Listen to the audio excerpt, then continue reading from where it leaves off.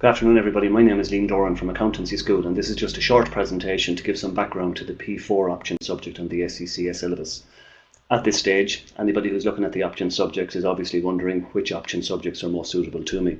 And I suppose as a general guideline, what you need to do is have a look at the F-level subjects that the P subjects follow on from. So for example, if when you were doing tax at the F6 level you really enjoyed it, well then perhaps P6 is an option subject you need to consider. If when you were looking at audit, for example, at F8, well then P7 follows through from that. F5 is the precursor to your P5, and then in order for you to be comfortable that P4 is the subject for you, you really need to have liked the content that you had in F9. F9 is the financial management subject, and if you didn't do F9, if you got exempted from F9 from whatever degree course that you might have done before you came into SCCA, well then you need to consider how did you find financial management when you're in college. What would be appropriate would be to download the last 3 or 4 exam papers from each of the different P subjects, have a look at the requirements on the last 3 or 4 exam papers, see whether any of the requirements mean anything to you. Now obviously nobody is going to expect that you're going to be able to sit down and to be able to deal with all of the requirements on a P-level subject without having studied for it, but just have a look at the type of stuff that gets examined, and that will give you a good feel for whether or not it's material that you think you might actually like to study. With regards to P4 itself specifically, as I've already said, P4 follows on from F9. You really need to know the basics of F9 in order for you to be comfortable that you're going to be able to get a pass in a P4 subject. Anyone who likes using a calculator, P4 is a subject for you. On the other hand, if you don't like using a calculator, well then you shouldn't really be considering P4 as a subject because, as we'll see in a couple of moments, approximately 60% of the exam will require you to do calculations, and about 40% of the exam will require you to give a discussion about those calculations. The exam paper itself for P4 is split into 2 sections. You've got Section A and Section B. Section A is a compulsory case study. It accounts for half of the marks. What they try and do in question 1 is to try and examine a range of topics across the syllabus.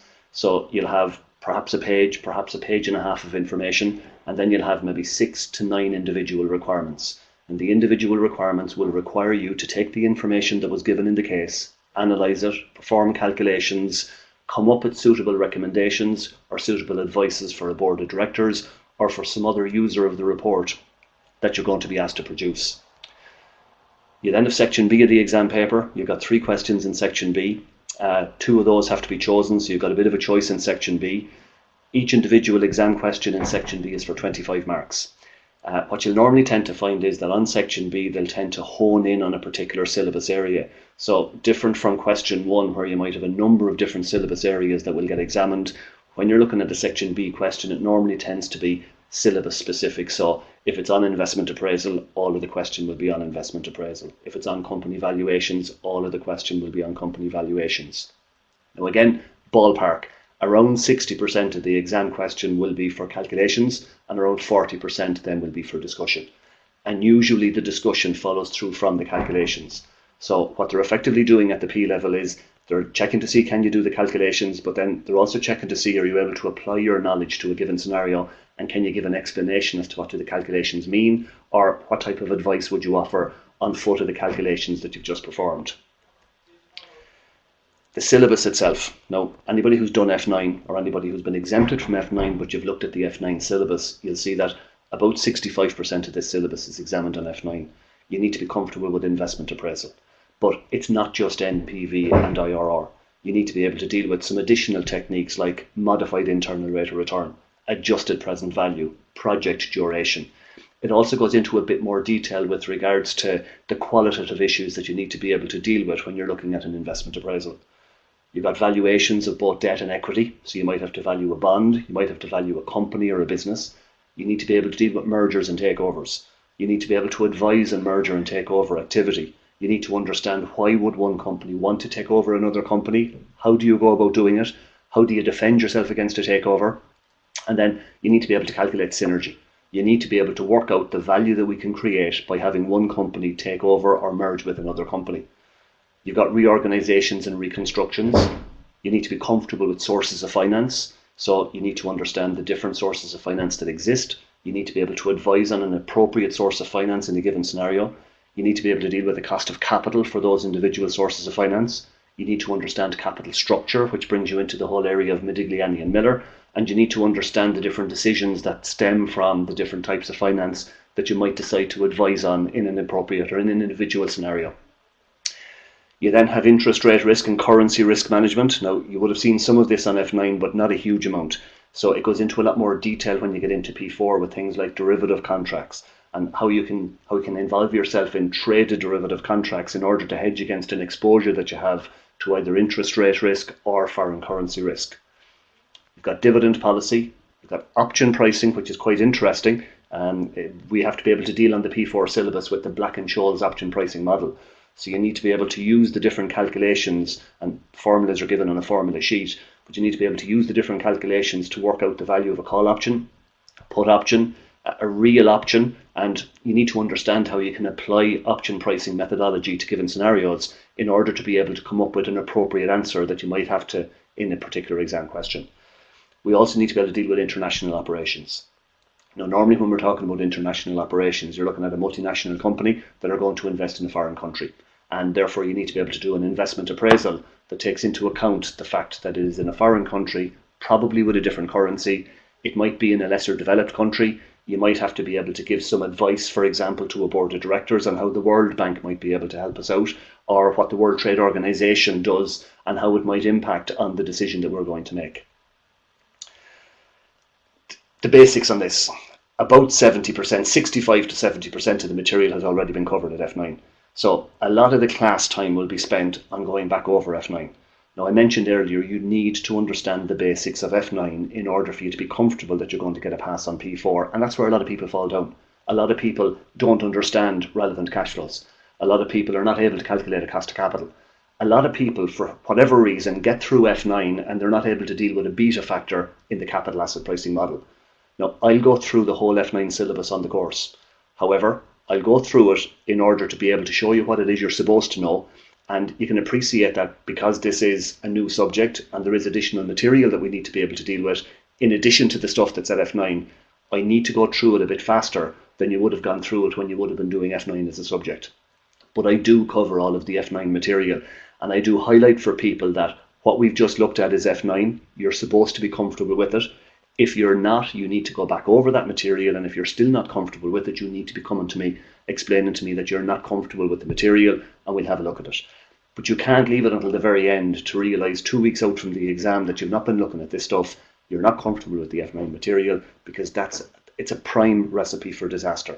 You need to get basics from F9, and you need to get comfortable with the basics from F9. One thing that everybody, even those people who perform well on P4, will tell you is that it's very much a time-pressured exam. You don't have a lot of time to think inside in the exam. You need to get through calculations quickly. You need to be able to get to the end of a solution quickly. You need to be able to manage your time. You need to be able to leave a question if it's the case that time is running out for that question to move on to the next question. The only way you get good at that is by practicing past exam questions. I give out homework. You're expected to do the homework. If you do the homework, you'll identify where you're weak. You'll identify where you can pick up some more speed. You'll identify where you need to concentrate some more of your studies. But with practicing homework in exam conditions and trying to get questions done in the time that you'll have to do those questions in the exam, that gets you up to speed with regards to your exam technique. And it overcomes the problem of the exam being time pressured as much as you possibly can.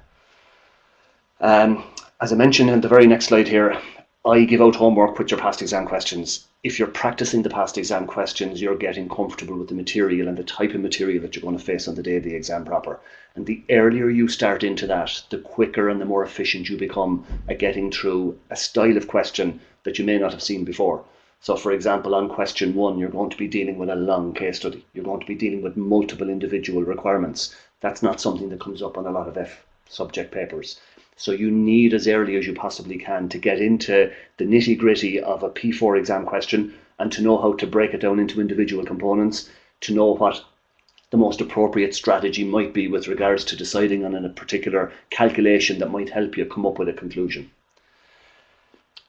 What I have next is just some examples of the type of things that have come up on recent exam papers. So if you have a look here, this is a question 1 that came up on the September-December diet of 2017. You can see that it's split into part A and part B. There's a total of 50 marks, but there's an individual 1, 2, 3, 4, 5, 6 individual mark allocations. There's 4 professional marks. Everybody needs to be getting them. We'll go through in class to explain what you need to be doing in order to get those professional marks. But what you'll find on question 1 is that it breaks it down into individual requirements, and you need to treat each individual requirement as an individual question in its own right. Get as many marks as you can for each individual part. The parts that you can't deal with, you need to move on to the next part, and then if you've got time at the end of the exam, come back and have a look at those parts that you've had to leave out. This is an example of a question 2. Again, you can see a 25 marker question split into 17 and 8. The 8 marks part is the discussion part, 17 marks mainly for calculations. The next one is question 3. Again, you've got 25 marks, 21 and 4. Again, the 4 marks is for your discussion, 21 chunky marks for your ability to deal with quite a number of calculations. Part A and Part B then is the next question. Again, it's a 25 marker question. It's very much an involvement in you having to do calculations and then explain what the calculations are. It's an interest rate risk management question. Pretty much therefore, I suppose, to summarise with P4, you need to have liked F9. If you didn't like F9 or if you didn't like financial management in college, P4 isn't for you. You need to be comfortable with using a calculator. So you need to be happy to sit down and number crunch, because there will be a lot of number crunching. You need to work hard. The P subjects are different from all of the other subjects, and it's not just P4. The big thing about the professional subjects, in particular the option subjects, is that they're looking for your ability to be able to apply your knowledge to a given scenario. You need to practice at that. You need to merge 2 things. You need to merge the knowledge that you have about the subject with your exam technique to be able to apply that knowledge. And that starts on the very first night of lectures, where you need to get into the subject, you need to do the homework, you need to question everything as you go through it with regards to how could I use this in a particular scenario? What does the CAPM do? What information does it give me? What does option pricing do? What information does it give me? When I have the duration on a bond, what does that mean? Where can I use that information in order for me to be able to come up with answers that I can then put on a solution and hopefully get the 50 marks that I need to get in order to pass an exam? Thank you very much. If you have any further queries or questions, or you'd like me to expand on anything, if you drop me an email to liam.doran@accountancyschool.ie, I'd be delighted to deal with any queries that you might have. Thank you very much indeed.